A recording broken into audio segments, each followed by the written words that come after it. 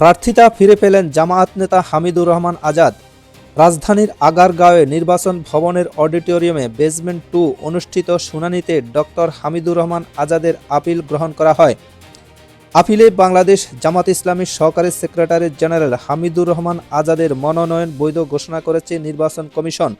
তাৎক্ষণিক প্রতিক্রিয়া সাবেক এই সংসদ সদস্য বলেন, আলহামদুলিল্লাহ, এই অর্জনের মাধ্যমে সত্য প্রতিষ্ঠিত হয়েছে। আজ 10 জানুয়ারি নির্বাচন কমিশনের আপিল শুনানিতে আমার প্রার্থিতা বৈধ ঘোষণা করা হয়েছে এবং গ্রহণ করা হয়েছে। জন্য আল্লাহ তাআলার শুকরিয়া আদায় করছি। প্রিয় মহেশখালী, কুতুবদিয়ার মানুষের কল্যাণে কাজ করে যেতে চাই, সবার সহযোগিতা প্রত্যাশা করছি।